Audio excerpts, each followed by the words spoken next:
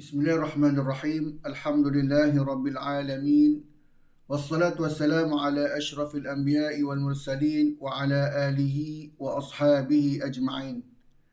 Alhamdulillah, bersyukur kita kepada Allah Subhanahu wa taala dapat bersama pada hari ini dalam perkongsian pendidikan Islam tingkatan 4 pelajaran ketiga, tajuknya Hukum Mad Lazim, bersama dengan saya Muhammad Firdaus bin Zamziba. Jadi hari ini kita akan melihat mad lazim dan pecahannya kalimi dan harfi, dan pada kedua-duanya ada pecahan juga, iaitu musaqqal dan mukhaffaf.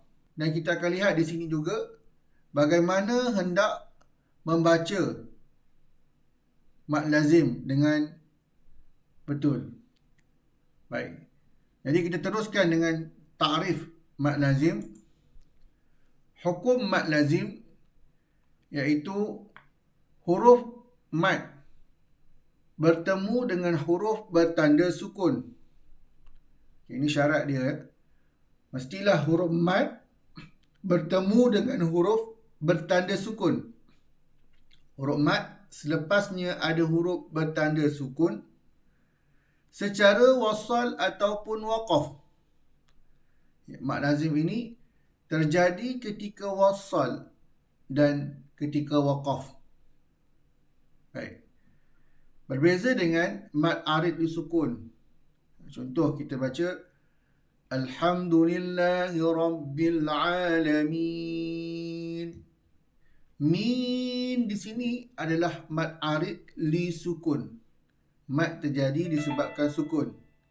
Bila kita berhenti, akan dibaca dengan 2, 4 ataupun 6 harakat bila berhenti.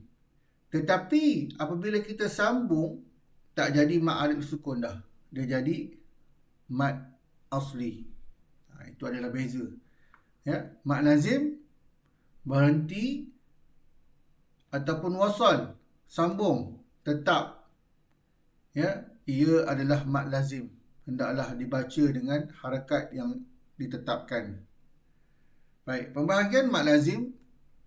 Yang pertama kalimi, iaitu kalimah. Yang kedua harfi, iaitu huruf.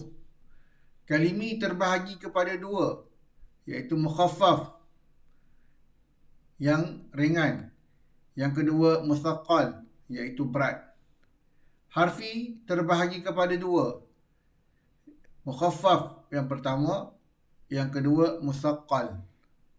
Jadi apabila kita mengira kesemuanya, ada 4 bahagian bagi mad lazim. Baik, kita teruskan kepada mad lazim kalimi, ya, musaqqal dan kalimi mukhaffaf. Mad lazim kalimi terbahagi kepada 2, iaitu mukhaffaf ringan, musaqqal yang berat. Ya, tarifnya adalah huruf mad bertemu dengan huruf bertanda sukun. Huruf mad selepasnya ada huruf bertanda sukun. Itu kita kena ingatlah kaedah dia. Tidak bersyaddah. Sukun ini adalah sukun yang jelas. Kita nampak dalam perkataan tersebut ada huruf sukun. Bukannya sukun yang ada dalam syaddah. Dan syarat yang ketiganya, dalam satu kalimah. Syarat yang keempat, tidak dibaca secara idgham. Jadi mad lazim kalimah mukhaffaf, huruf mad bertemu dengan huruf bertanda sukun. Yang kedua, tidak bersyaddah. Yang ketiga, berlaku dalam satu kalimah. Ya, mad lazim yang terjadi dalam satu kalimah, tidak terjadi dalam 2 kalimah. Yang keempat, tidak dibaca dengan idgham. Baik, kita lihat di sini dia punya kaedah tadi. Huruf mad bertemu dengan huruf bertanda sukun. Baik, seterusnya ta'rif bagi mad lazim kalim musaqqal pula. Okay, ta'rifnya huruf mad bertemu dengan huruf bertanda sukun. Sama yang macam tadi. Yang bersyaddah. Cuma yang ini huruf mad, huruf sukunnya terjadi dalam huruf yang bersyaddah. Ya. Huruf mad itu, huruf sukun itu duduk dalam syaddah ataupun dipanggil tasydid ataupun dipanggil sabdu. Berlaku dalam satu kalimah, dalam satu perkataan, sama yang macam tadi juga, dan dibaca secara idgham. Ini yang bezanya. Ya, bezanya adalah sukun itu duduk dalam syaddah. Yang kedua, dibaca dengan idgham, iaitu memasukkan huruf pertama ke dalam huruf yang kedua. Baik, kita lihat di sini. Huruf mad. Okey. Selepasnya ada huruf syaddah dan dibaca dengan idgham. Yang sebelah mukhaffaf tadi, huruf mad bertemu dengan huruf bertanda sukun, tidak dibaca dengan idgham. Baik, contoh dan cara bacaan bagi mad lazim kalimi mukhaffaf. Ini adalah contoh dia. Baik, syarat yang pertama tadi iaitu huruf mad bertemu dengan huruf sukun. Kita dapat lihat di sini huruf alif mad bertemu dengan huruf bertanda sukun, iaitu huruf lam yang bertanda sukun, berlaku dalam satu kalimah dan tidak dibaca secara idgham. Baik, huruf dia adalah huruf mad bertemu dengan huruf lam. Ini dia punya kaedah lah untuk kita lihat di sini. Cara bacaannya 6 harakat. Baik. Jadi, hendaklah dibaca dengan panjang 6 harakat. Okey. Boleh ikut saya baca. Al-ana wa qad kuntum bih. Baik, semula lagi sekali. Al-ana.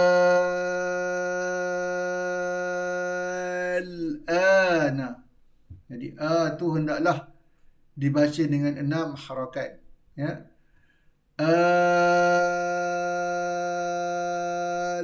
Al-ana. Okey.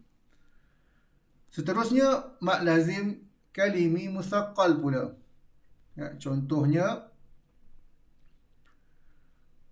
kalimah waladdallin.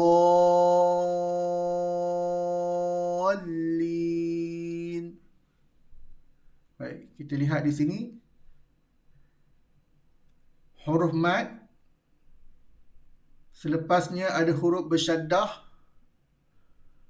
berlaku dalam satu kalimah, dibaca secara idgham. Baik.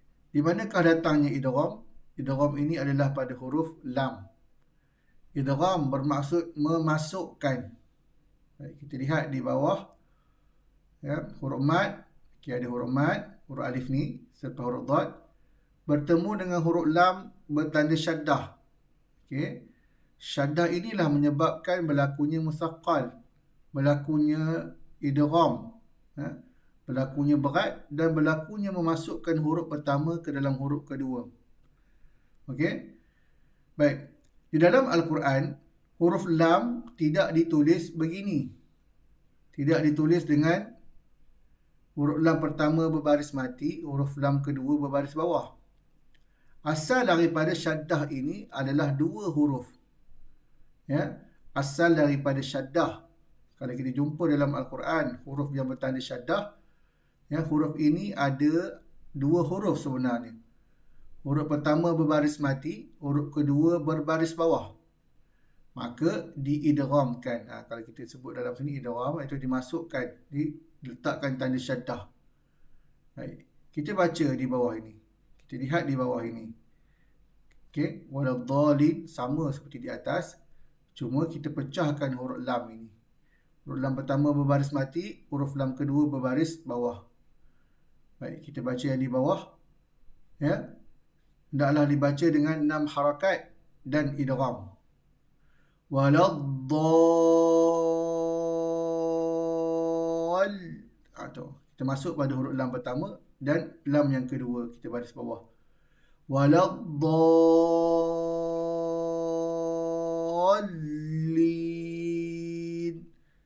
Baik.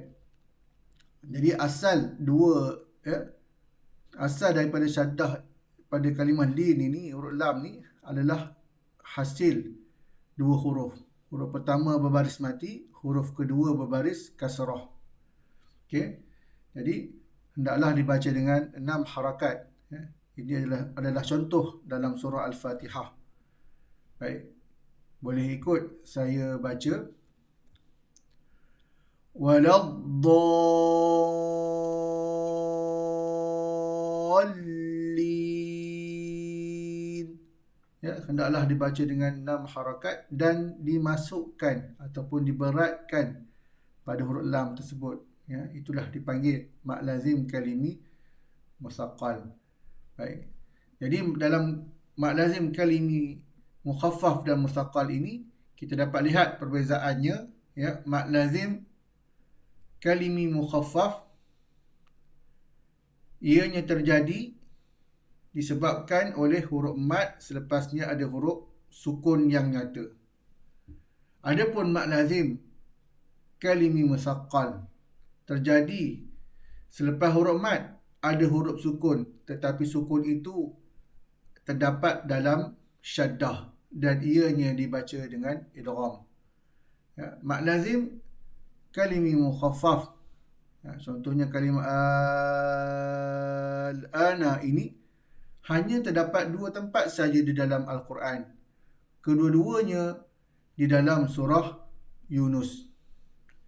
Baik. Seterusnya kita pergi kepada mad lazim harfi pula. Mad lazim harfi terbahagi kepada 2. Yang pertamanya mukhaffaf, yang kedua musaqqal. Baik, dia punya ta'rif, huruf mad yang terdapat pada fawatihas suwar. Yang tadi huruf mad yang terdapat dalam kalimah, dalam mad lazim kalimi. Tetapi mad lazim harfi ini iaitu huruf mad yang terdapat pada fawatihas suwar, huruf mad yang ada pada pembuka surah. Contoh dalam surah Al-Baqarah, Alif Lam Mim. Dalam surah Al-Qalam, Nun, hanya ada huruf nun.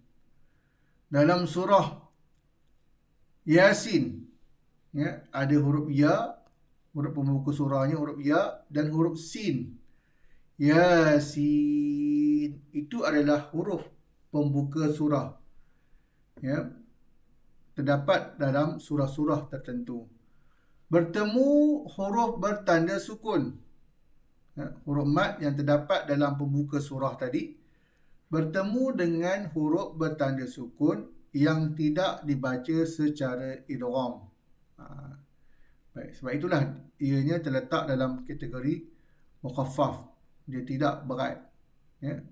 Dia tidak dibaca dengan idgham. Baik. Kita dapat lihat di sini kaedah yang sama seperti kalimi mukhaffaf. Ya, huruf mad bertemu dengan huruf sukun. Cuma huruf mad ini adalah yang terdapat dalam huruf pembuka surah. Yang kedua, mad lazim harfi musaqqal. Huruf mad yang terdapat pada fawatihas suwar. Sama juga. Ya. Sama dengan mukhaffaf tadi. Huruf mad yang terdapat pada pembuka surah. Bertemu huruf bertanda sukun. Cuma bezanya huruf mad yang terdapat pada fawatihas suwar ini bertemu dengan huruf bertanda sukun yang dibaca secara idgham. Yang dibaca dengan idgham. Okey. Kita lihat kaedah sini. Huruf mat bertemu dengan huruf bertanda sukun dan dibaca dengan idgham. Dan ini dalam kategori harfi, maksudnya huruf-huruf pembuka surah. Baik. Cara bacaannya dan contohnya. Ya. Sad dalam surah Sad. Ya. Ini adalah ayat yang pertama. Ini adalah pembuka surah. Dimulakan dengan huruf Sad. Okey. Kita tengok kaedah dia. Huruf mat bertemu yang terdapat pada Fawatihah Suwar. Di manakah huruf matnya? Ya, apabila kita nak lihat huruf mat, hendaklah kita eja huruf Sad tersebut. Jadi Sad, ejaannya adalah Sad, Alif, Dal. Huruf mat duduk di tengah-tengah ni. Ya. Sad, ada huruf mat. Nak eja Sad, Sad, Alif, Dal. Huruf mat ada duduk di tengah-tengah. Dan bertemu huruf bertanda sukun. Huruf Dal ini adalah huruf bertanda sukun yang tidak dibaca secara idgham. Kita tidak baca dengan idgham. Ya. Jadi, ini adalah menepati kaedah bagi mad lazim harfi mukhaffaf. Baik.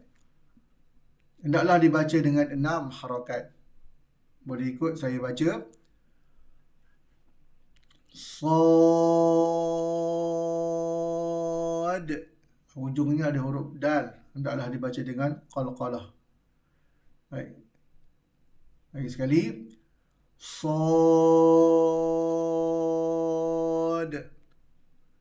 Wal Qur'ani dzikr. Baik. Seterusnya kita pergi kepada contoh mad lazim harfi mutsaqqal pula. Baik. Ini adalah contoh mad lazim harfi mutsaqqal. Contohnya adalah alif lam mim. Baik. Kaedahnya adalah huruf mat yang terdapat pada pembuka surah. Baik.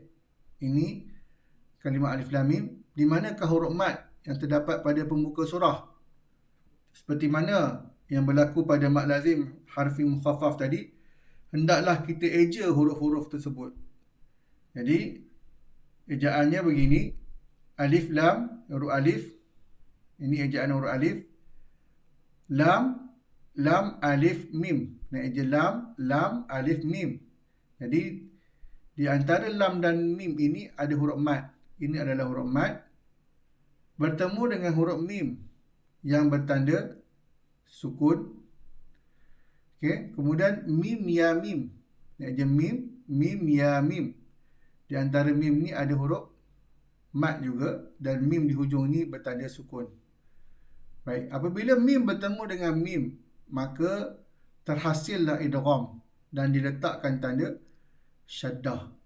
Cuma di dalam resam Osmani yang kita pakai di Malaysia ini tidak diletak tanda syaddah.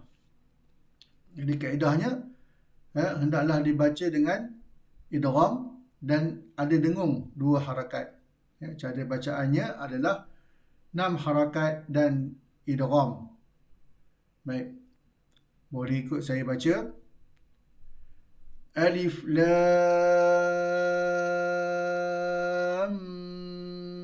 mim. Alif lam dibaca dengan 6 harakat dan mim dibaca 6 harakat juga. Okey. Itu kaedahnya. Dan di antara lam pergi ke huruf mim ini hendaklah dibaca dengan idgham berserta dengung. Ya, mim bertemu dengan mim. Baik. Alhamdulillah, ya. Kita telah hampir selesai dalam bab mad lazim ini, ya. Mad lazim harfi mukhaffaf terjadi kepada huruf mad yang bertemu dengan huruf sukun dalam huruf-huruf pembuka surah. Adapun mad lazim harfi musaqqal terjadi kepada huruf mad yang bertemu dengan huruf sukun yang dibaca idgham. Ya, dibaca idgham disebabkan bertemunya huruf mim bertemu dengan huruf mim, maka terhasillah idgham. Dan disebabkan idgham itu, ya, mad alif lam mim ini terletak ataupun diletakkan dalam mad lazim harfi musaqqal, dipanggil berat. Baik. Seterusnya kita pergi kepada cara untuk menyebut mad lazim. Ya. Mad lazim terbahagi kepada dua, seperti mana yang kita lihat tadi. Yang pertama kalimi, yang kedua harfi. Kalimi terbahagi kepada dua, mukhaffaf dan musaqqal. Ya, mukhaffaf disebabkan sukun, musaqqal disebabkan sukun yang terletak di dalam syaddah. Harfi terbahagi kepada dua juga. Ya. Syaratnya adalah huruf mad yang terdapat dalam pembuka surah, selepasnya ada huruf sukun dibaca dengan tanpa idgham. Tetapi mad lazim harfi musaqqal dibaca dengan idgham. Itu adalah perbezaannya. Baik. Contoh bagi mad lazim kalimi mukhaffaf, al-ana.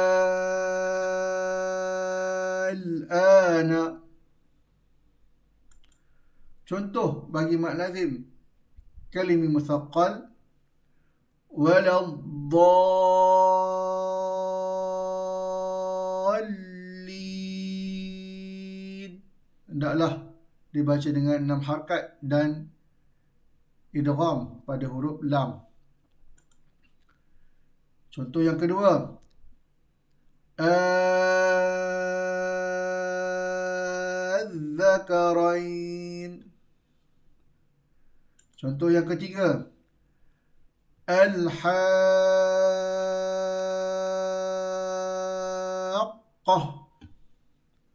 Baik. Contoh bagi mad lazim harfi mukhaffaf, Yasin,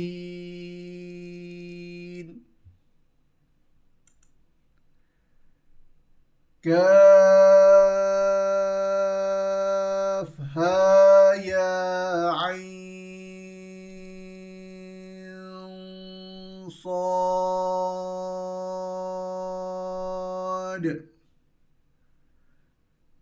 Baik. Untuk Ain dalam huruf pembuka surah, ya, terdapat dalam yang kita lihat di sini adalah surah Maryam, dan satu lagi dalam surah Syura, hendaklah dibaca dengan 6 harakat bagi wajah yang pertama, dan boleh dibaca Ain dengan 4 harakat. Okey. Contoh bagi 4 harakat pula, Kaf, Kaf, Ha, Ya, Ain, Sad. Baik, untuk huruf Ain saja, ya, boleh baca dengan 6 ataupun 4. 6 adalah lebih utama, ya. Dalam matan Asy-Syatibi ada menyebut, ya, Imam Syatibi menyebut, wa fi aini wajhaini fuddila. Pada huruf Ain ada 2 wajah, iaitu 4 dan 6 harakat, ya. 6 harakat lebih utama kerana ianya tergolong dalam mad lin. Nah, di Ain, Ain, Ya, Nun, Ain pada atas, maka ianya adalah huruf lin. Baik. Seterusnya, Tasin. Ta 2 harakat, Sin dibaca dengan 6 harakat. Baik. Seterusnya mad lazim harfi musaqqal pula. Alif lam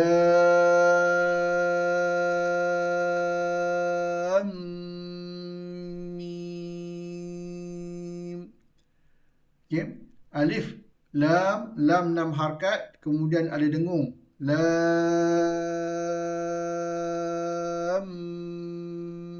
mim. Okey. Dengung disebabkan idgham, dan mim dibaca 6 harakat juga. Yang kedua, ya, bagi mad lazim harfi musaqqal. Alif lam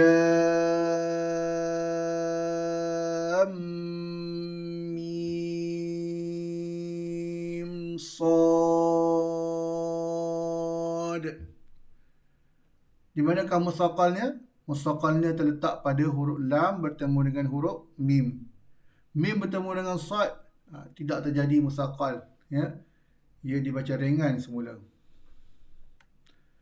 Dan yang terakhir, ya, Tasim